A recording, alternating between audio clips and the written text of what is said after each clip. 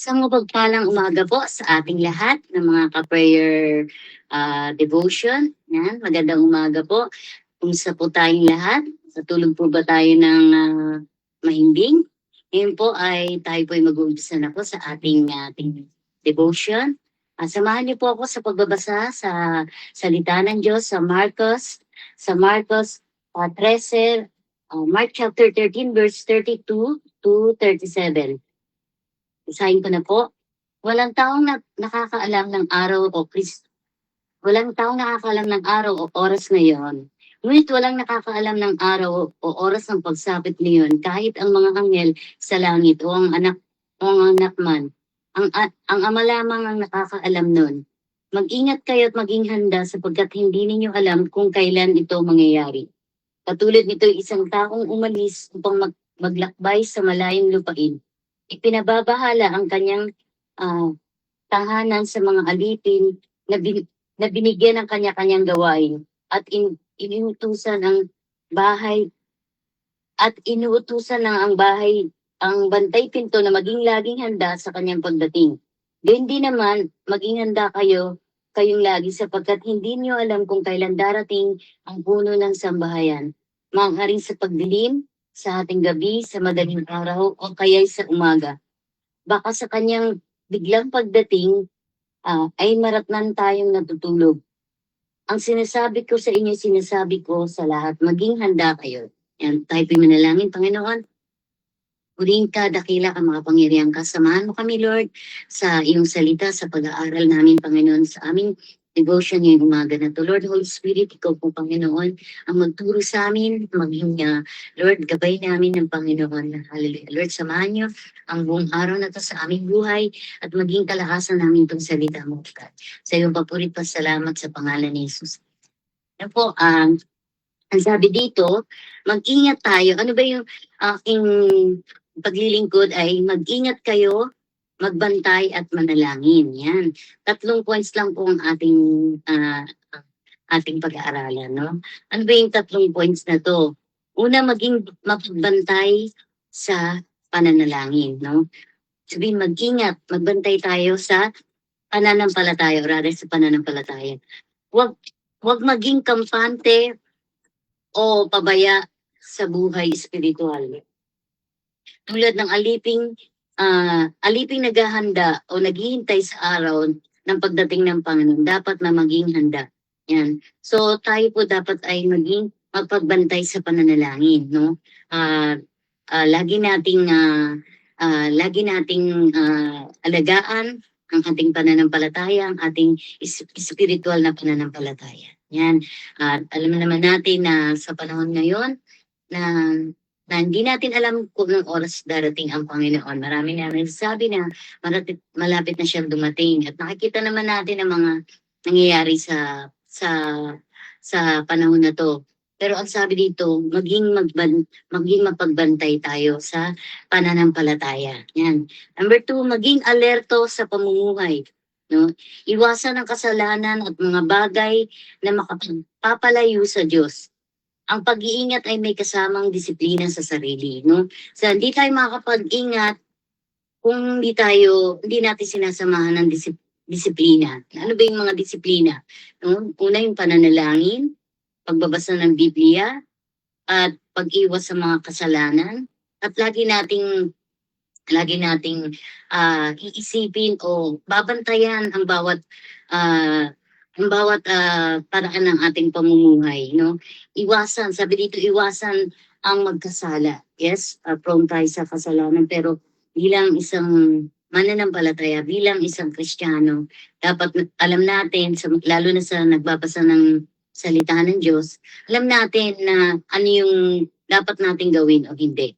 And number 3, panatilihin ang pananalangin, no? Magbantay at manalangin at hindi lang sa gawa, hindi sa patuloy na ugnayan sa Diyos. So itong ginagawa natin ngayon, devotion, pananalangin, ito ay paraan ng pakikipag-ugnayan natin sa Panginoon. Diba?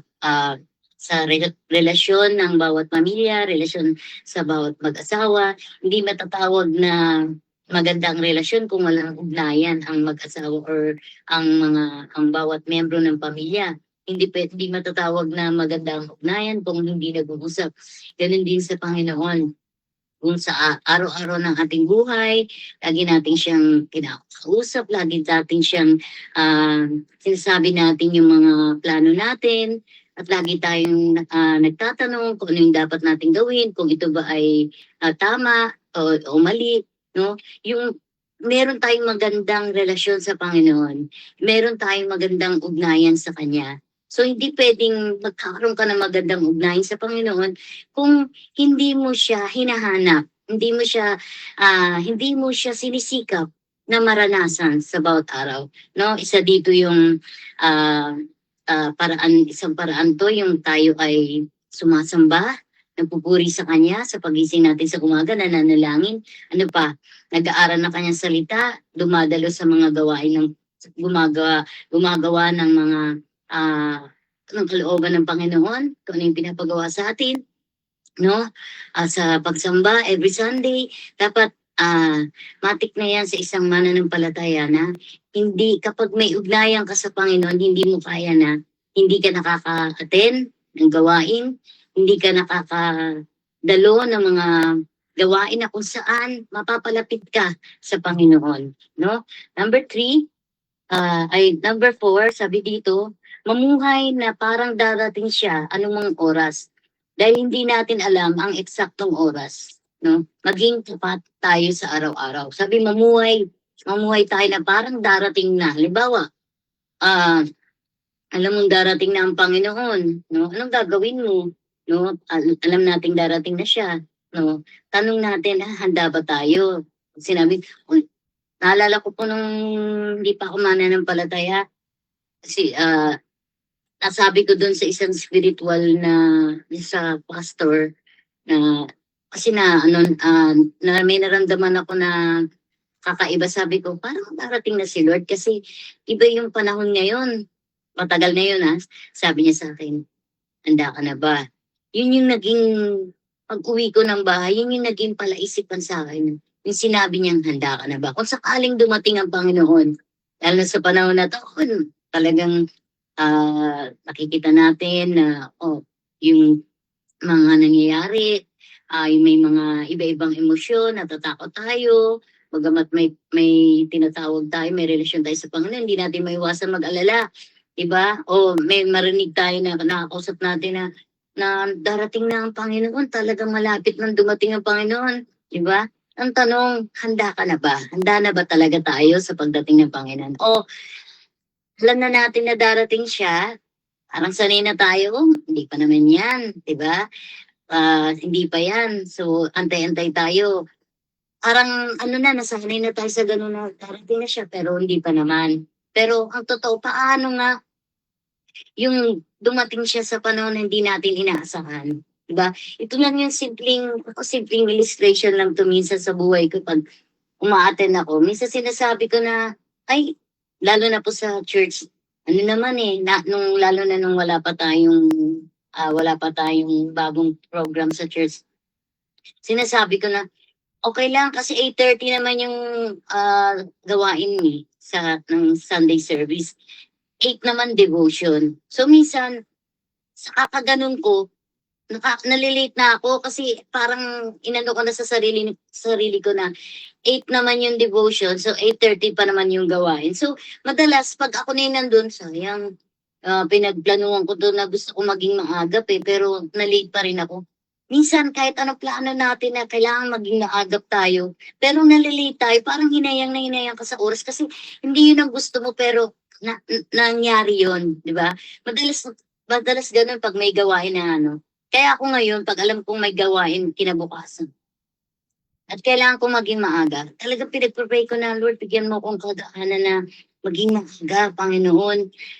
Bigyan mo ako ng kagaanan, Lord, na hindi ako malate. Kasi pag sa sarili ko lang na maaga ako bukas kasi kailangan, nalilate ako eh. Kaya pati yung paggising ko sa umaga, lahat ng gagawin ko, pinagpipray ko na, Lord, bigyan niyo ako ng kagaanan, magising ng maaga dahil puyat ako ngayon. Maaga kong magawa yung dapat kong gawin bago ako umattend sa church. Pinagpipray ko na kasi ang hirap pag umasa ka sa sarili mong gusto, sarili mong nais. Kaya kung isipin mo lang, malapit na dumating ang Panginoon, malapit na eh. Yung parang kampante ka talaga. Yung pala magugulat ka, teka lang, ba't wala na yung parang wala, hindi ko na nakikita yung kapatid na ganito. Madalas ako ganyan eh. Pag aware ako kasi minsan pag church fellowship, meron akong isang kapatid na hindi ko nakita na nakaupo sa unahan. Nag-iisip na ako, saan kaya siya napunta? Kasi hindi naman siya uma-absent eh. Minsan naisip ko, nag-rapture na kaya? Di ba?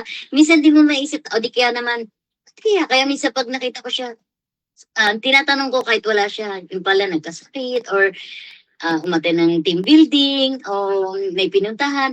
Ganun po kasi ako. Kasi minsan, dapat aware tayo na alam natin malapit nang dumating ang Panginoon.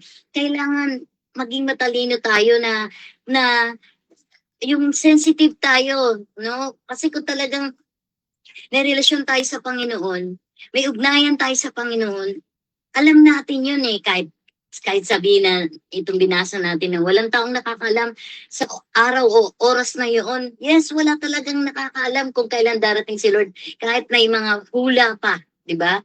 Pero sa tunay na may relasyon sa Panginoon, nararamdaman yun.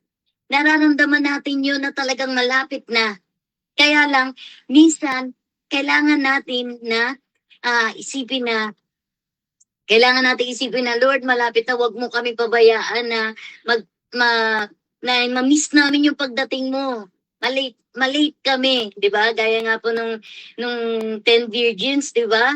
No? So, yung 5 nakapasok, yung 5 hindi, 'di ba? Kasi yung 5 masyado silang relax na sa pagpunta nila hindi sila handa, no? Mga Kristiyano na atin sa church, may sa simpleng buhay lang sa atin pala sa church, hindi nadala yung Bible, or yung mga ganong simple lang.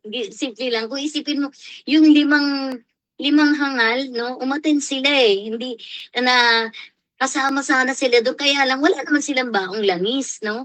Yun yung sabihin yung pananampalataya natin, pare-pareho, 10 mananampalataya, pare-parehong naniniwala sa Panginoon. Pero yung pananampalataya, no? Walang alab, walang langis, no? So may hindi lahat ng kaya nga tama, hindi lahat ng nakakilala sa Panginoon ay makakasama kasi meron lang talaga na yung talagang naghahanda na nandun yung lingas ng banal na espiritu, yung pinamumuhay, ang buhay ng pagiging Kristiyano, yung pinapahalagahan ng bawat araw o oras o pinapahalagahan, unang-una sa lahat at iginagalang ang nakasulat sa Biblia, no?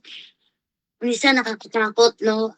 Alam natin ang Biblia, alam natin ang salita ng Diyos, pero dahil sa dami nating alam, nabasa na natin cover to cover, no? Verse, yung bawat teksto alam mo na pag nagsabi na ng teksto ang scripture reader, alam mo na kung ano yung sasabihin ng pastor. Pero ano nga ba, hanggang alam lang ba? No? Kailangan din natin talagang isa puso, isa buhay, na sabihin talaga na sinusunod natin ang salita niya. Kung hayagan na talagang alam mo na yung salita ng Diyos pero nakakalungkot na parang baliwala na. Wala nang takot, wala nang kahit mananampalataya, wala nang takot sa paggawa ng kasalanan. O ang pinaka nakakatakot, wala nang conviction, no? Yung Holy Spirit nilalaro na lang, no? Paano nilalaro na lang, no? Hingi ng tawad pero pagkatapos di pa tapos ang gawain o pagkatapos ng gawain, balik na naman sa dating masamang ugali, di ba? Dapat nandun yung talagang ginagalang natin ang salita ng Diyos, ginagalang natin ang Panginoon, ginagalang natin ang galaw ng Espiritu Santo. Kapag nakagawa tayo ng kasalanan, konti man yan o malaki, meron agad na kirot sa dibdib. At mag-iisip ka na, mag-i-intercede ka na, Panginoon, patawarin mo ko. Patawarin mo ko, Panginoon. Na, kasi dama mo yun eh. Pag may nagagawa kang foul, may nagagawa ka, nakasakit ka na ng damdamin ng kapwa sa pananalita, may kumikirot agad sa dibdib. Dapat ganun tayo, malakas ang conviction sa ating puso. Na hindi yung nagkakasala tayo, parang sabi nga nung pretending sinner, no? O professional sinner na, parang sanay na, no? Yung nakalagay sa Bible, kinakalawang na yung kasalanan nakadikit na sa katawan, pati Holy Spirit, no? Parang yung blasphemy, inaano na yung hindi na takot gumawa ng kasalanan. Basta lang magsalita lang o makagawa lang. Basta lang masabi ko lang na yung gusto ng puso ko. Yun ang nakakatakot. Nasasabihin nating handa nga ba tayo? So, nawa mga kapatid, maging aware tayo sa ating bilang mananampalataya. Kasi sabi nga, hindi lahat ng tumatawag ng Panginoon ay makakapasok sa kaharian ng langit. No? Kundi yun lamang sumusunod talaga sa kalooban ng Panginoon. Ano nga ba ang kalooban ng Panginoon? Ano nga ba ang laman ng puso ng Diyos? Ano nga ba ang gusto ng Diyos? No? Sabi nga nung nakakausap ko, kapag meron tayong nakikitang hindi magandang sitwasyon o hindi na nakaangkla sa salita ng Diyos, tanungin mo, is this love? Ito ba'y gawa pa ng Diyos, no? Asa ng pag-ibig? Ito ba ay gawain pa to ng maka-Diyos? Kapag ganun, dapat para hindi natin nasadap lahat, na lalo na ang ating mga puso, ang ating mga tenga, wag nating hayaang maging garbage can o basurahan, no? Kapag ang tenga natin, pinakikinggan natin salita ng Diyos, maya-maya may narinig tayo hindi maganda. Ang sakit sa tenga, dapat nararamdaman na natin sakit sa tenga. Ang sakit dala ng buong ng katawan mo. Dapat hindi na tayo nag-enjoy sa papakinggan nating kasalanan, no? Karumihan, no? Mga salita na hindi na maka-Diyos, no? Dapat maging handa. Ito yung sinasabing handa, hindi handa, no? Na naalala ko pag may bagyo, nakikita ko sa news, balita, yung may isang lugar, binababa na yung mga para pambaha na boat, ano pa, may mga bigas na, may sa barangay, sa lahat. No, handang-handa na kapag merong kailangan i-rescue, mga ambulansya, handang-handa sila. Kaya pag dumating ang bagyo, talagang kita mo na hindi gaano mabigat ang dating ng bagyo sa bayan na yun kasi handa sila lahat. Hindi na nila pinapalaot, wala na maglalaot sa dagat. Handang-handa talaga eh, di ba? So, paano kaya pag sinabing maging handa kayo, darating na ang Panginoon? Paano tayo maghahanda? Anong ihahanda natin? Maghahanda ba tayo ng wala eh. No? Ang ihahanda talaga natin ang sarili natin, ang puso natin, ang pamilya natin, ang mahal natin sa buhay, ang mga kapatiran natin, ang kapwa natin, no? Ano pa? Lahat isusuko natin 'yan. Kailangan magsuko tayo, no? Kung talagang maraming nagsabi darating ng Panginoon. Maraming nagsabi, 5 years pa. Okay, kung 5 years pa, o di maglalaro muna ako, no? Magpapagamit ko muna tong katawan ko sa world, sa kaaway, o maglalamierda muna ako. No? So, paano kung hindi 5 years, hindi umabot ng 5 years, o papalat kung marami na nga nagsabi, sana dumating na si Lord. Diba? Pero kung puso natin handa at gusto nating makita ang Panginoon, no? Yung heart natin, excited tayo. Na Lord, nakikita ka na namin. Thank you, Lord. Ikaw ang pag-asa. Yes. Kung talagang hindi naman talaga ito ang buhay, ang totoong buhay ay sa kaharian mo, o makakasama kami, Panginoon. Lord, thank you. Diba? Kasi dito, hindi naman to talaga yung buhay eh. Pansamantala lang to. Naglalakbay lang tayo kuminsan. Mas na-enjoy na natin ang buhay natin dito. Parang pinagpe-pray pa natin dahil sa pamilya natin na wag mo nang dumating ang Panginoon at nag-e-enjoy pa tayo sa mga makamundong bagay. Pero totoo, ang buhay natin talaga ay hindi dito. Amen? So ano sabi dito?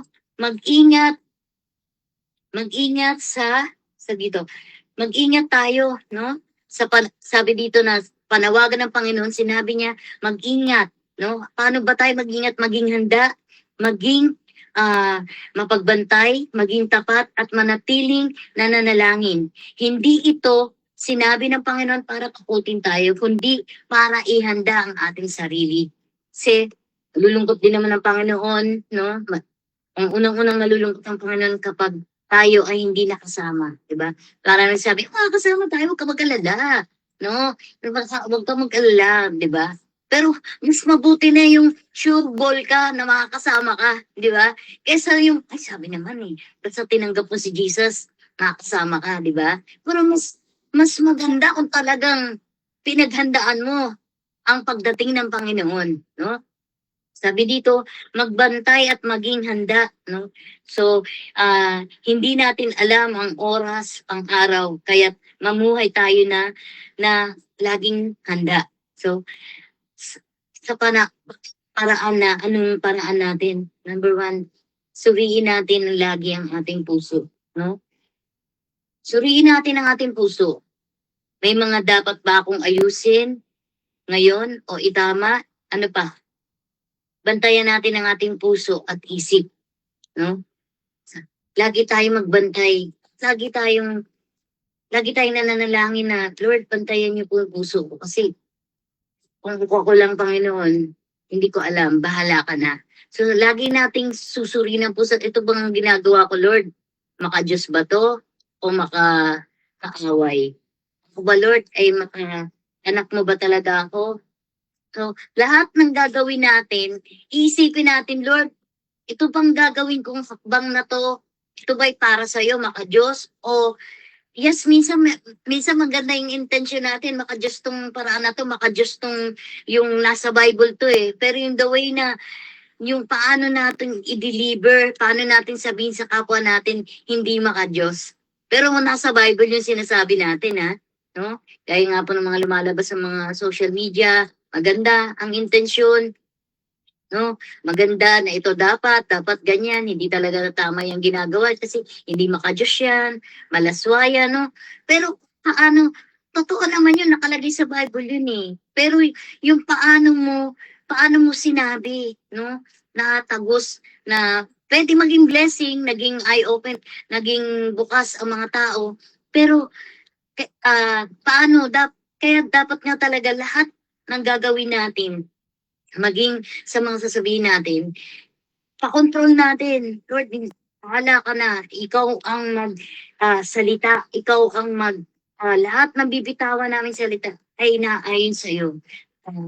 Punuin mo ito ng pag-ibig, sangkapan mo to ng iyong kapangyarihan na sinabi ito sa kapwa, Panginoon, hindi dahil sa nais namin silang i-please, kundi Lord, ikaw ang nangusap sa kanila, no? So, lahat po ng gagawin natin, no? Kahit na gaano man tayo kadami ng alam, gaano man tayo kapangyarihan, gaano man tayo kayaman, gaano man tayo na nasa lahat na gaano man tayo katalino, ipagpasa Diyos natin yan, isurrender natin sa Panginoon ng lahat. Kasi baliwala lang yan, para lang tayong kalembang na umaalingaw-ngaw, no?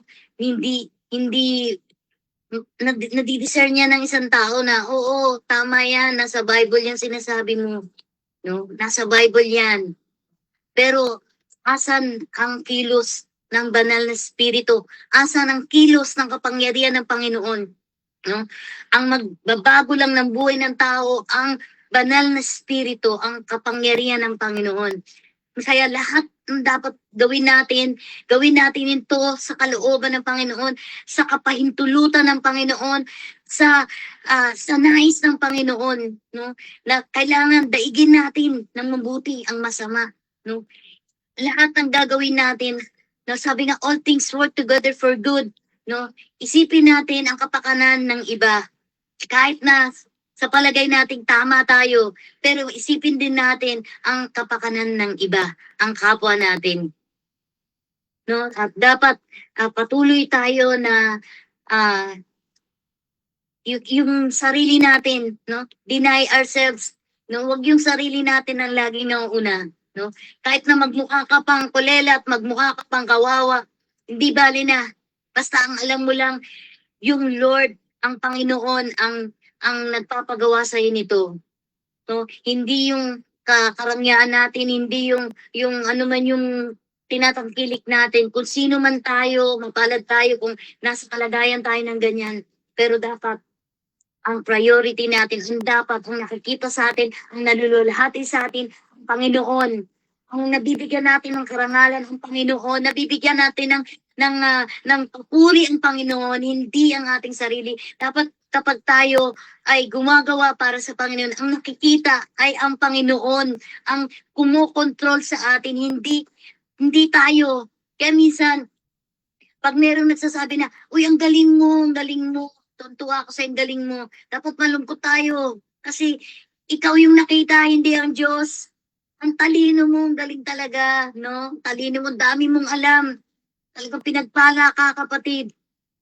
Pero dapat isipin natin, sa Diyos lahat galing, kung sino ka man, kung sino man tayo, kung ano man yung narating natin, kung tayo may pinagpala ng lubos, galing sa Panginoon lahat yan. Hindi natin may pagmamalaki, hindi natin kaya, hindi natin pwedeng sarilinin na atin yan eh, sariling lakas ko yan, sarili kong talino yan, kundi ako magaling dumiskarte, no? Ang Panginoon ang lahat ng pinagmula na yan.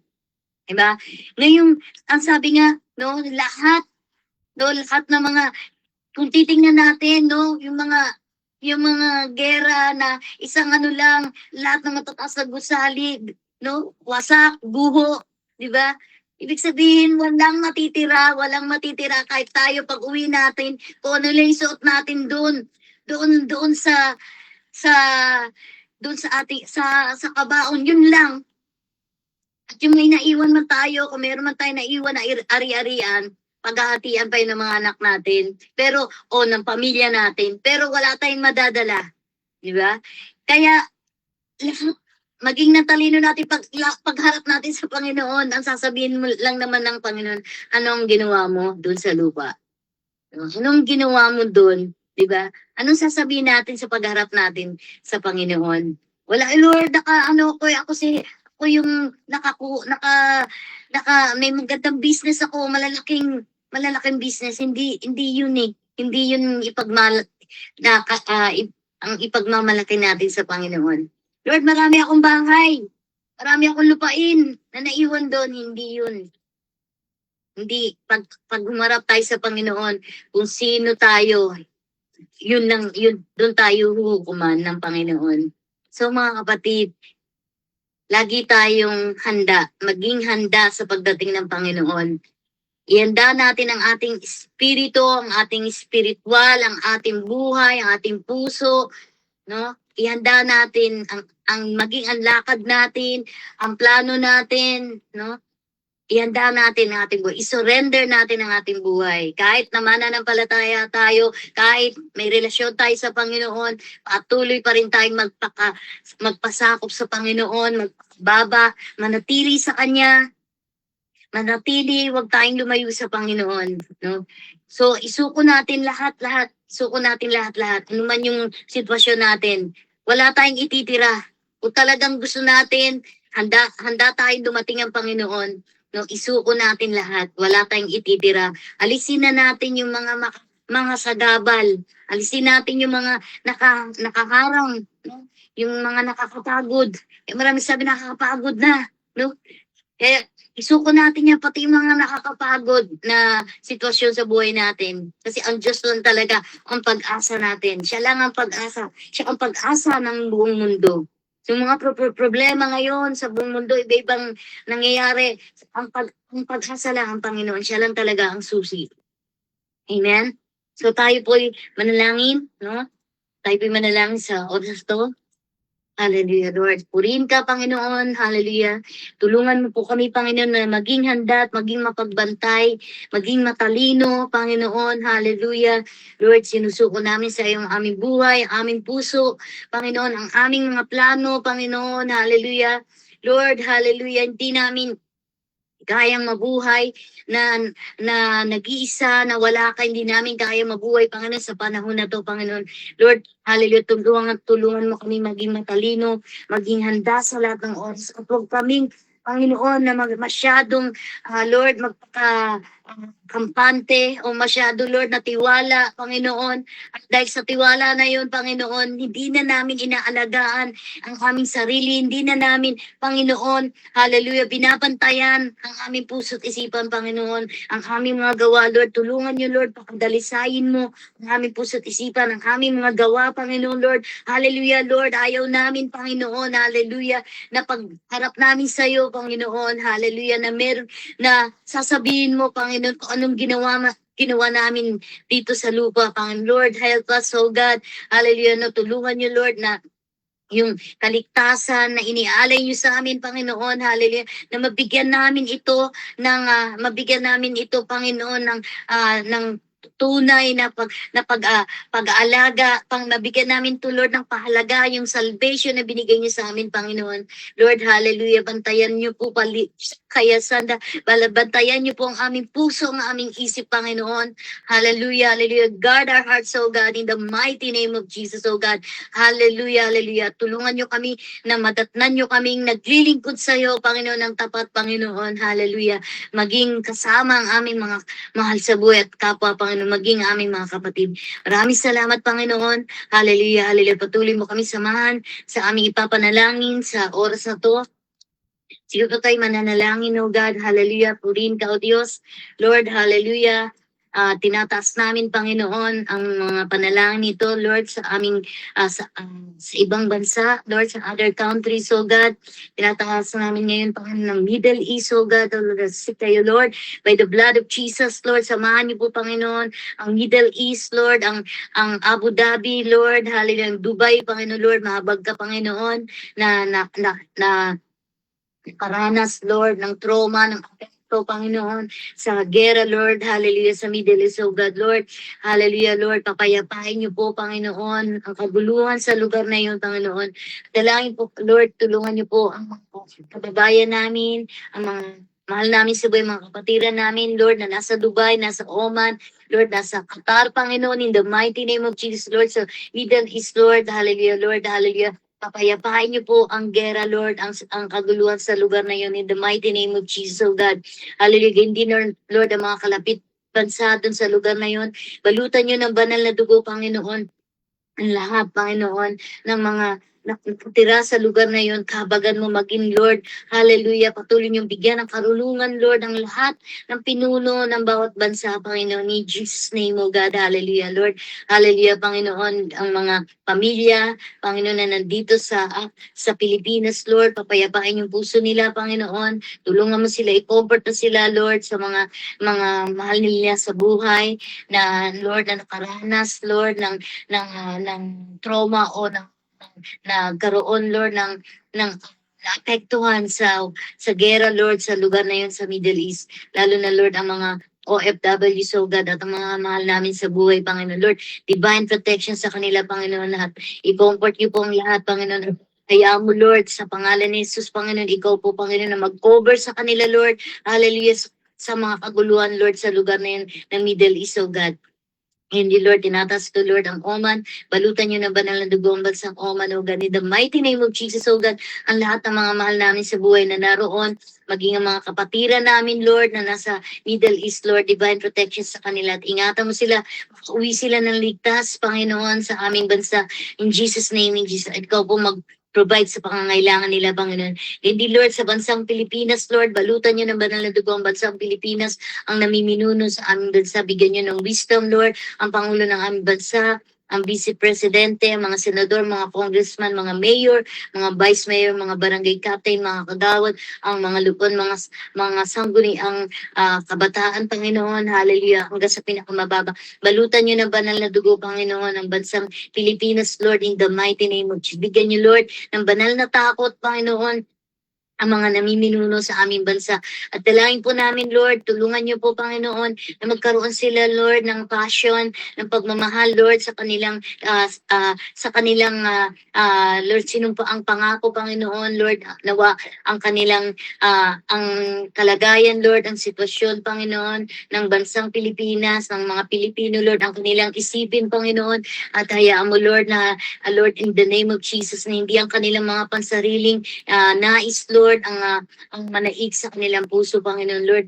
Bigyan niyo sila ng kahabagan, Panginoon, hallelujah, sa Pilipino, Panginoon, lalo na yung dumadanas, Panginoon, ng kahirapan, Panginoon, Lord, ikaw po magprotekta sa aming bansang Pilipinas, Panginoon, Lord, hallelujah, balutan niyo ng banal na dugo ang ekonomiya ng aming bansa, Panginoon, at patuloy na divine protection sa bansang Pilipinas, Lord, sa lahat, Panginoon, ng calamity, Lord, ng trahedya, Lord, ng the big one, Lord, ang mga virus, Panginoon, in Jesus' name, oh God, divine protection, Lord, divine protection sa aming bansa, Lord, sa aming airport, Lord, sa bansang sa PAL, Panginoon, divine protection, ganyan din, Lord, hallelujah, sa lahat ng lugar, Panginoon, ako saan na may mga business, oh God, divine protection, hallelujah, Luzon, Visayas, Mindanao, Panginoon, divine protection, Lord, sa bawat sulok ng aming bansa, Panginoon, hindi, Lord, sa Rizal, divine protection sa bansa, sa bayan ng Rizal, Lord, patuloy yung pagpalain, ang Mayor, Lord, ang lahat, Panginoon, ng namiminuno sa bayan ng Rizal, Panginoon, at patuloy niyong pagpalain, Lord, ang Rizal, Panginoon, ang lahat ng kabuhayan, Panginoon, dito sa Rizal, hallelujah, pagpalain niyo, Panginoon, at bigyan niyo ng wisdom, ang Mayor, Lord, ang lahat, Panginoon, ng namiminuno, Lord, dito sa Rizal, ganyan dito sa Binangonan, pagpalain niyo rin po, Lord, ang Binangonan, oh God, in Jesus' name. Lord, na magkaroon ng, i-bless mo, Lord, ang lahat ng source of income dito sa Binangonan, Panginoon.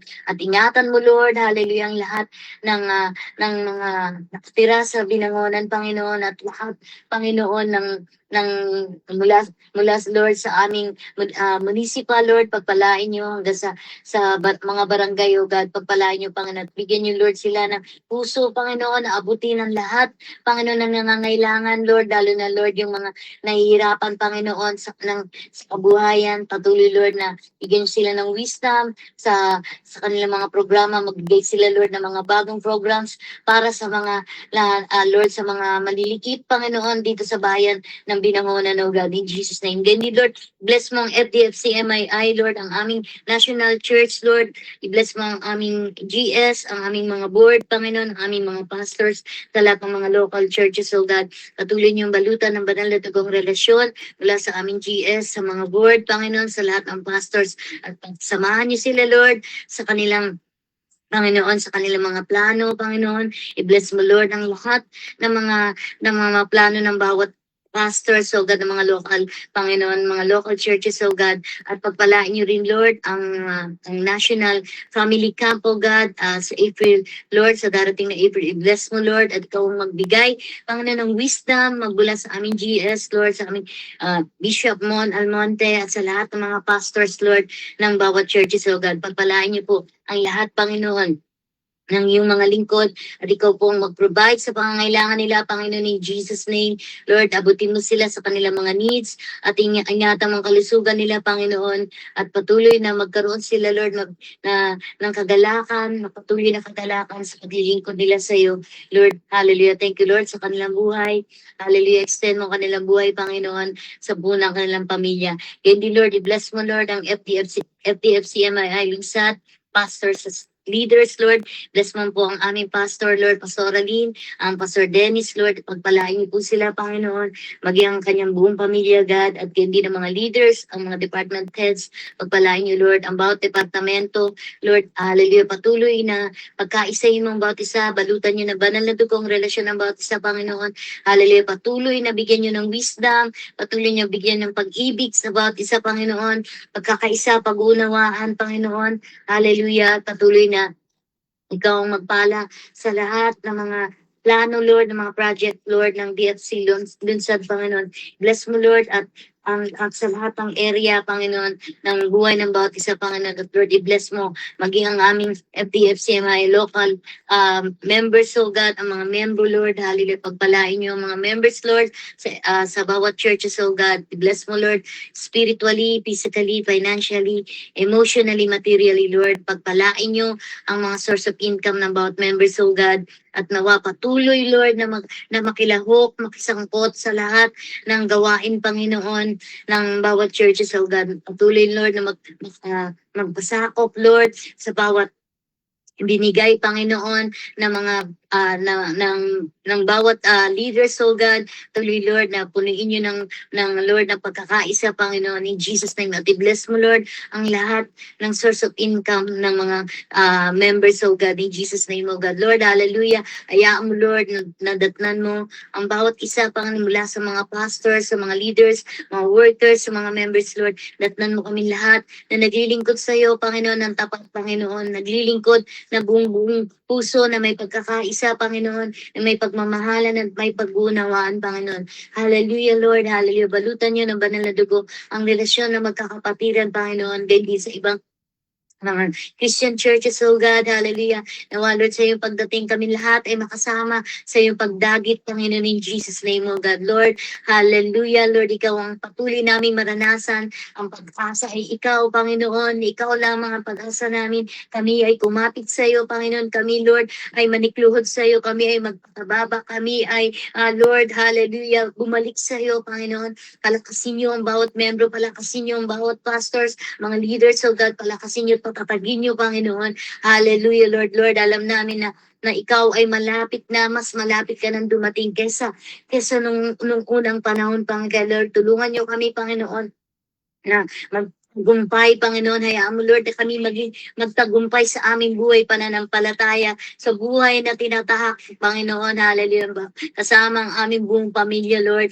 Hallelujah, Lord. Ang aming mga family, Lord. Patuloy, Lord, na lumapit sa iyo, magtiwala sa iyo, manampalataya sa iyo, Panginoon. Lord, help us, Lord, na habang kami, Lord, ay naghihintay, ay naglilingkod sa iyo, Panginoon. Hallelujah. Magawa namin yung pinapagawa mo, Panginoon. Makapaghayag kami ng iyong salita sa mga wala pa sa iyo, Panginoon, Lord. Mag-focus kami sa paglilingkod sa iyo. Mag-focus kami, Lord, sa paghahayag, sa pag-share ng salita ng Diyos sa aming mga mahal sa buhay, sa aming kapwa, sa aming kapitbahay, Panginoon, Lord. In Jesus' name, O Lord, i-lead mo kami, kaming mga anak mo na kami, Lord, ay maging, Lord, fruitful, Panginoon, mabunga sa pananampalataya, maging, Lord, sa mga kasamahan sa nagtatrabaho, araw-araw sa mga naghahanap buhay, in the mighty name of Jesus, Lord. Maging, Lord, Lord, magliwanag ang aming mga patotoo, Panginoon, makita nila ang kaluwalhatian mo sa aming buhay, mag-glorify ang iyong pangalan sa aming buhay, Lord, maitaas, Lord, mabigyan ka namin ng papuri, Panginoon, Lord, hallelujah, hallelujah, ikaw, Panginoon, ang maging bida, ikaw ang maparangalan ang pangalan mo sa aming buhay, Lord. Hallelujah. Balutan niyo ng banal na dugo ang patotoo ng iyong mga anak, patotoo ng